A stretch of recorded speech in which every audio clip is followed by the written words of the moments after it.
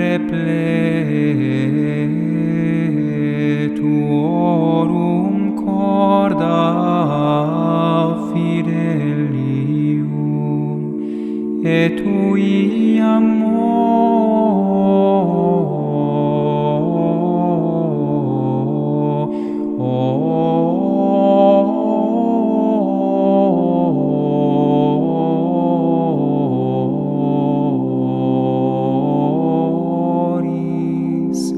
in eis signem accende.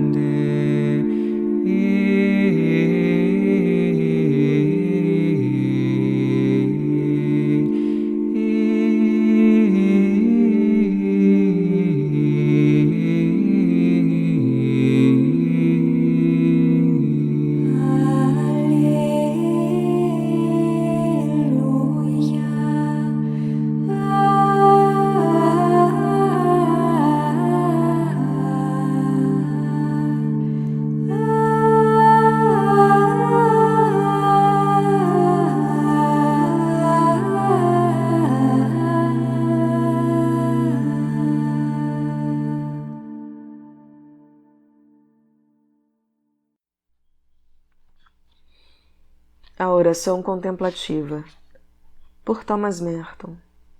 Tradução Mosteiro da Virgem, Petrópolis. Editora Eclésia. Canal Lê Conde. Capítulo 8. Na vida monástica, podia encontrar-se, segundo Bernardo, 3 vocações: a de Lázaro, o penitente; a de Marta, ativa e dedicada serva da comunidade monástica nos serviços caseiros; e a de Maria, a contemplativa. Maria escolhera, disse São Bernardo, a melhor parte.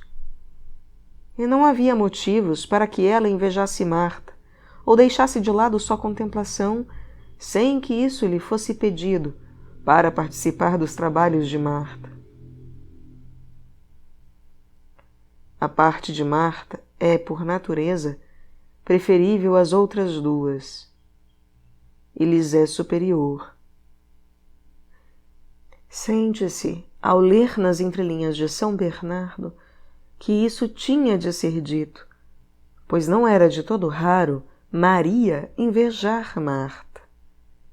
A parte de Maria não era, de fato, sempre desejável pela maioria.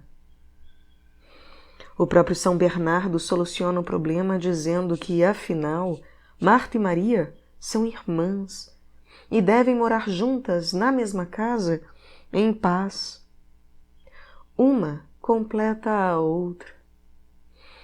Mas, na realidade, a verdadeira plenitude monástica consiste, sobretudo, na união das 3 vocações: a da penitência, a de trabalho ativo, no cuidado da vida espiritual das pessoas, acima de tudo, e a contemplativa. Mas quando Bernardo fala do cuidado da vida interior das pessoas, refere-se ao dever de instruir e guiar outros monges, antes do que as obras apostólicas fora do mosteiro. Todavia, a necessidade de pregadores e pessoas dedicadas ao trabalho pastoral e apostólico era aguda no século XII. Para São Bernardo, a vida contemplativa é o que há de normal para o monge. É o que ele deve sempre desejar, sempre preferir. Entretanto, a vida ativa tem também seus direitos. A contemplação deve ser sempre desejada e preferida. A atividade deve ser aceita, porém jamais procurada. Por fim, a plenitude da vida monástica encontra-se na união de Marta, Maria e Lázaro numa só pessoa. Geralmente, a pessoa que reúne em si esses 3 elementos será um abade, como o próprio Bernardo o foi. Não se deve, é claro, imaginar que tanto São Gregório como São Bernardo estão sempre preocupados com a contemplação deste ponto de vista problemático. Por causa do grande número de atividades em suas próprias vidas, ambos expressam com ardor sua ânsia de silêncio e de oração contemplativa. Entretanto, sempre admitem que a contemplação não lhes é estranha na vida de trabalhos apostólicos em que se veem empenhados. De fato, pressentimos que a experiência contemplativa deles é, de algum modo, mais profunda e mais rica, precisamente por causa das graças místicas concedidas para ajudá-los a pregar aos outros. Em todo caso, onde a contemplação faz parte de um problema e de um conflito, é sempre essa oposição real ou imaginária à ação que surge imediatamente.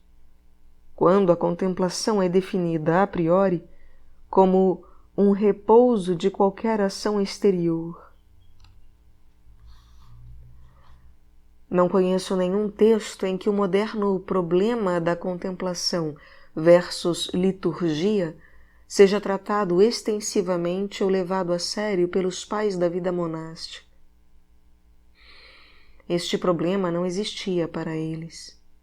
No máximo, poderíamos deduzir isso do fato de que Gregório e Bernardo nunca se viram privados da participação na liturgia das horas e celebrações da Igreja, exceto quando em viagem pelas estradas. Daí seus lamentos, por se verem privados da contemplação, não serem lamentos em relação à liturgia. E, consequentemente, por contemplação, parecem ter significado algo situado para além da oração litúrgica. Contudo, creio que seguir na direção desse argumento resultaria apenas em criar confusão no ponto onde já existe mais do que suficiente desentendimento. Consideremos simplesmente o lugar concedido por São Bernardo à oração individual separadamente da oração comunitária. O assunto aqui pode parecer ninharia ao leitor não familiarizado com a vida monástica. Entendia-se que o monge cisterciense podia passar o tempo em oração contemplativa na igreja do mosteiro quando as consuetudines prescreviam leitura meditativa ou estudo no claustro. Não é essa a questão. O ponto em foco é saber se era permitido ou não mais um elemento de solitude e separação temporária dos irmãos. São Bernardo o permite, embora com hesitação. Os cistercienses eram, e talvez sejam, a ordem que tem sempre insistido na vida comum cenobítica. Porém, mesmo no contexto cisterciense, pode São Bernardo declarar, abre aspas, senta-te a sós, sedeitaque solitários, nada tenhas com as aglomerações, nada com as multidões. Ó alma santa, permanece só e guarda-te para ele somente, entre todos. Fecha aspas.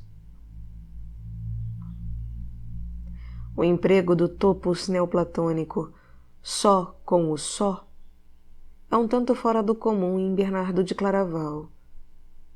Apoia-se evidentemente na clássica referência do Evangelho ao Cristo em oração a sós na montanha. E, na mente de Bernardo, refere-se antes de mais nada à solidão interior. O Cristo vem em segredo apenas àqueles que penetraram no aposento interior do coração e fecharam sobre si a porta. E, no entanto, Bernardo acrescenta explicitamente, abre aspas, contudo, não será perda de tempo separar-te, mesmo fisicamente, corpore, quando puderes fazê-lo de maneira conveniente, especialmente na hora da oração. Tempori orationis. Fecha aspas. Isso se refere não a qualquer tempo prescrito para a oração mental, mas aos momentos em que o monge desejará espontaneamente orar em solitude. Deve ser entendido que, conforme a tradição monástica, supõe-se que as ações do monge não devam ser governadas em seus mínimos pormenores por regulações externas, mas que se deve deixar lugar para a regra de oração do próprio monge. Isso o levará, em resposta às inspirações da graça, a dar mais tempo à oração do que a regra em realidade prescreve. Do mesmo modo, ele fará livremente mais do que está prescrito na regra, em matéria de jejum e autodisciplina. O monge tem de ser nisso guiado pela inspiração interior da graça e pela bênção exterior da obediência. As duas coisas podem ser aceitas como a vontade de Deus para o monge ao planejar sua própria vida interior e contemplativa. Pedro, o Venerável, contemporâneo de São Bernardo e abade de Cluny, foi menos hesitante e até mais explícito do que Bernardo ao incentivar a oração individual solitária. Não só era permitido aos monges das comunidades de Cluny viverem em completa solidão como eremitas ou reclusos, mas, a fortiori, os cenobitas podiam dedicar um tempo excepcionalmente longo à oração ou à meditação em lugares recolhidos, fora do conjunto da comunidade. Pedro, o Venerável, conta-nos em seu De Miraculis, uma espécie de Fioretti cluniacense, de um certo monge beneditino de seu tempo que, abre aspas, utilizava uma pequenina capela num afastado e alto recanto numa torre, como se fora uma cela, e que amava esse lugar mais do que qualquer outro do mosteiro para a sua oração. Ali permanecia dia e noite, atento à divina contemplação. Divine teoria e intentos. Pela mente, elevava-se acima de todas as coisas mortais. A todo instante, na companhia dos santos anjos, permanecia, pela visão interior, na presença do Criador.